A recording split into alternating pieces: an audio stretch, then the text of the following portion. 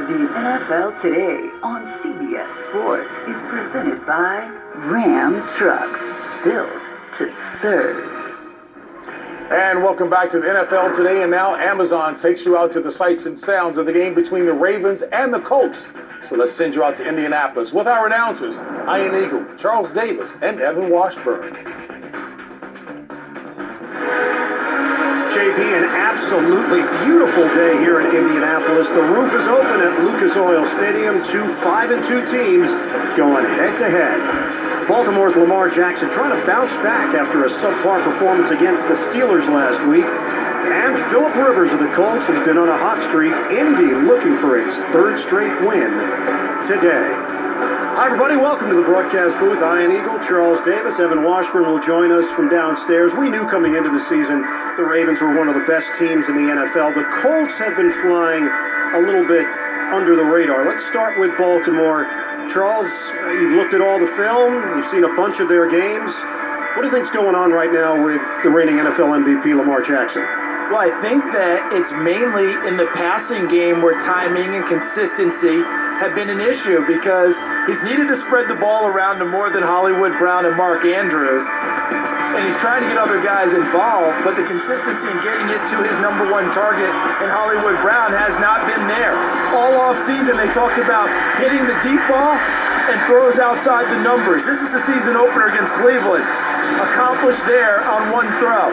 Here we are a few weeks ago against Cincinnati. This throw has to be made, has to be hit. Here he is breaking inside. He's open, put it on him.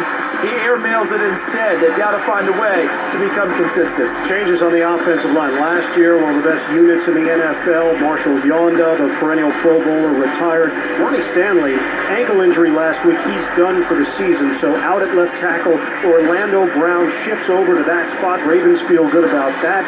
Injury to the rookie Phillips. McCarry steps in at right guard, and Fluker now is the starter at right tackle. A lot of other hurdles for the Ravens this week. Evan has more. Yeah, and that's putting it lightly. Defensively, nearly half their starters were kept off the practice field this week due to a positive COVID test on Monday for All-Pro corner Marlon Humphrey, who's now in a 10-day isolation period. This leaves the Ravens extremely thin at that cornerback position. As you can see, really only two proven players there in Jimmy Smith and Marcus Peters. Dorsey and Bonds a combined 21 defensive snaps this season. Most importantly, though, guys, as we understand it, Marlon is doing well. He actually took part in a lot of the virtual meetings this week to get this defense ready for the Colts. Yeah, it's good to hear, Evan. Nice to see that he was involved with his teammates. Let's shift it over to Indianapolis. Charles, Colts are starting to open some eyes around the NFL, and Phillip Rivers is finding his groove with his new squad. He certainly is, and part of the reason he came, he knew the head coach Frank Reich. He knew the offensive coordinator Nick Sirianni. The playbook was not going to be an issue, and he is starting to acclimate in a big way. 6 touchdown passes, 1 interception in his last 2 games. He's making all the right decisions. He is playing behind a premier offensive line. They've allowed just 8 sacks this season, fewest in the NFL. They're durable, they're consistent, and they are a cohesive group. No T.Y. Hilton today. Wide receiver is out with a groin injury, so a little thinner in that spot. Defensively, boy, this Colts team has come together quite nicely here this season, and a welcome addition last week. Darius Leonard returns from injury, just provided some pop and energy for the Colts. He provided all that and then some.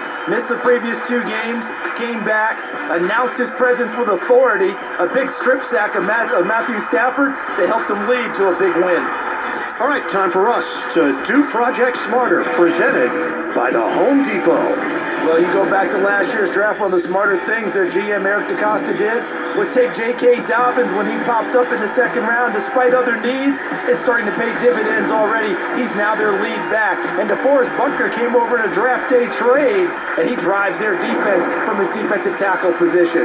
When we take a look at the keys for Indianapolis, that big offensive line, they want to get back to mashing with 3 running backs back there. And for the Baltimore Ravens, Lamar Jackson, don't press, man. Just play. Ravens are in bounce-back mode after the loss to Pittsburgh. Colts trying to keep it rolling today at home.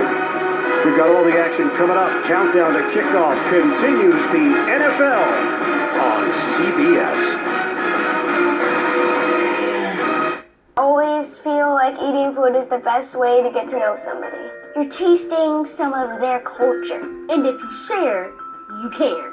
Share the tradition and share the love with new holiday tamale bowls from El Pollo Loco. Toyotathon is... Oh, wait.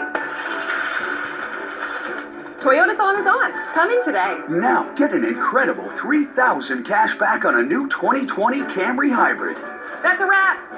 Toyota, let's go places.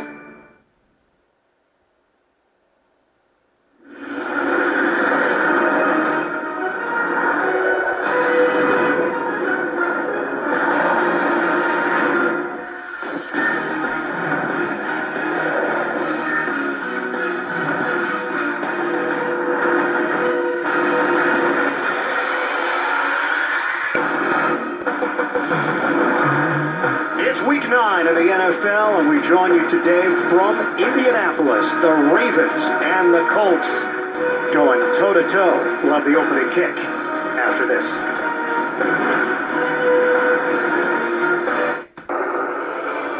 CBS Sports welcomes you to the following presentation of the National Football League. To Super Bowl 55.